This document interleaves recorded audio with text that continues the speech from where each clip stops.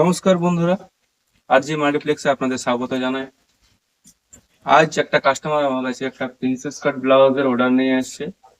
তো সেই ব্লাউজটারই পুরো প্রথম থেকে শেষ অবধি যে বানানোর প্রসেসটা রয়েছে, কাটিং উইথ স্টিচ সবকিছুই আপনাদের সামনে ভিডিওর মাধ্যমে দেখানোর চেষ্টা করব। আর আমরা এখানে কাস্টমারদের স্যাটিসফ্যাকশনের জন্য 100% দিয়ে থাকি, যেমন স্টিচের কোয়ালিটি, ব্র্যান্ডের সুতো। আপনারা ভিডিওটি দেখলেই বুঝতে পারবেন যে আমরা কিরকম কোয়ালিটির কাজ করে থাকি।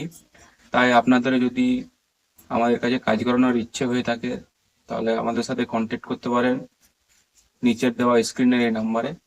আর যদি আপনার ভিডিওটা একটু ভালো লেগে থাকে একটা লাইক করে দেবেন, চ্যানেলটি প্রথম এসে থাকলে সাবস্ক্রাইব করবেন, এবং যদি আপনার বন্ধু বান্ধব, আপনার হয়তো দরকার নেই কিন্তু আপনার বন্ধু বান্ধবের যদি দরকার হতেও পারে, তাই আপনি ভিডিওটি তাদেরকে শেয়ার করে দেবেন। তো আর বেশি দেরি না করে চলুন ভিডিওটির যে প্রসেসটি রয়েছে ব্লাউজ বানানোটির, সেটি আমি আপনাদের সামনে দেখাবো এবার। তো প্রথমে আমি ব্যাক সাইডে মেজারমেন্ট নিয়ে মার্কিং করে নিয়েছি। মার্কিং করার সময় অনেক কিছু জিনিস মাথায় রাখতে হয়, একটু বেশি করে মেজারমেন্ট নিতে হয়, কারণ কি কাটিংয়ের জন্য একটু এক্সট্রা মেজারমেন্ট নিয়ে রাখা ভালো, না হলে পরে স্টিচের সময় আপনার প্রবলেম হতে পারে। তো এটা ডিজাইনটা কিছুটা আমি এরকম দেওয়ার চেষ্টা করেছি। কাটিং করার পর আপনাদের দেখাচ্ছি ডিজাইনটা কেমন লাগছে দেখতে।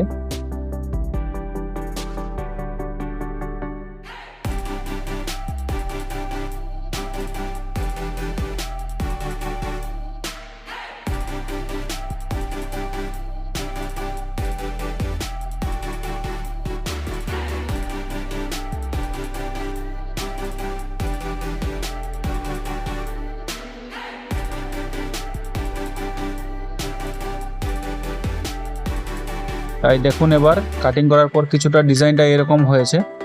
আপনারা বলবেন কেমন হয়েছে ব্যাক সাইডের ডিজাইনটা। যিনি কাস্টমার রয়েছেন তিনি খুবই সিম্পলের মধ্যে ব্লাউজটা বানাতে বলেছিলেন, তাই আমি এরকম কাটিং করে খুব সিম্পলের মধ্যে একটা ডিজাইন করে দিয়েছি। আর আপনারা জানবেন প্রিন্সেস কাট ব্লাউজের জন্য আমাদের সামনে যে ফ্রন্ট সাইডটা হবে সেটার জন্য 2-3টে ভাগে বিভক্ত থাকে, কাটিং রেডি করতে হয়, তবেই সেই প্রিন্সেস কাট ব্লাউজটি রেডি হয়। তাই এটা সামনের যে গলার পোর্শনটা রয়েছে, নেক এটা বলে থাকি, সেই নেক পোর্শনটার ডিজাইনটা এটা হবে। দেখুন, খুলে আমি আপনাদেরকে দেখাচ্ছি।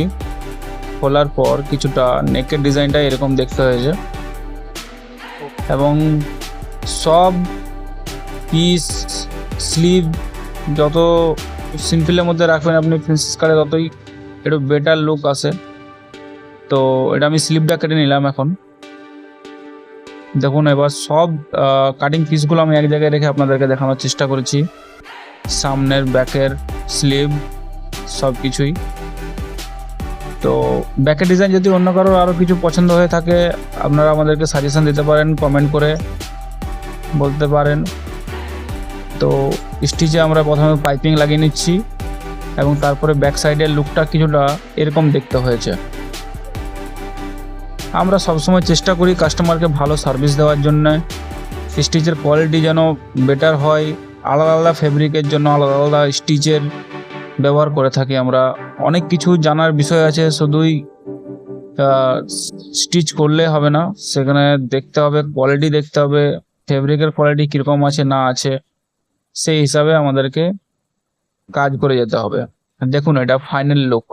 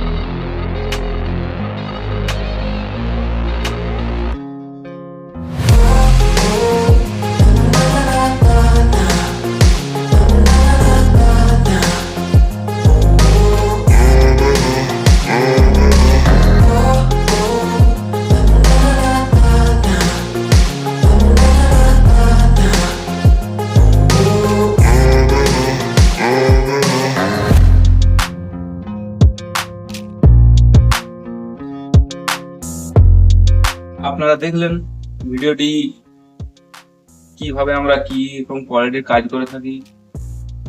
পুরোপুরি 100% এফোর্ট আমরা এখানে লাগিয়ে থাকি। একটা কাজের প্রতি আমাদের পুরো ফোকাস থাকে, যাতে আমাদের কাস্টমারের কোনো রকম কোনো না কমপ্লেন আসে, এবং আমরা যতক্ষণ না নিজে স্যাটিসফ্যাকশন হয় ততক্ষণ আমরা আমাদের প্রোডাক্টকে ডেলিভারি করি না। কারণ আগে আমি স্যাটিসফাইড হব, তারপর কাস্টমার স্যাটিসফাইড হবে। সেই হিসাবে সেই সব কথা মাথায় রেখে আমরা এইসব কাজ করে থাকি। আমাদের কাজ যদি আপনাদের একটু ভালো লেগে থাকে তো একটা লাইক করে অবশ্যই যাবে। আর যদি কিছু কোয়ারিজ থাকে বা আপনাদের কিছু সাজেশন দেওয়ার থাকে কিছু থাকে, তাহলে আপনারা কমেন্ট করে অবশ্যই জানাবেন। ধন্যবাদ।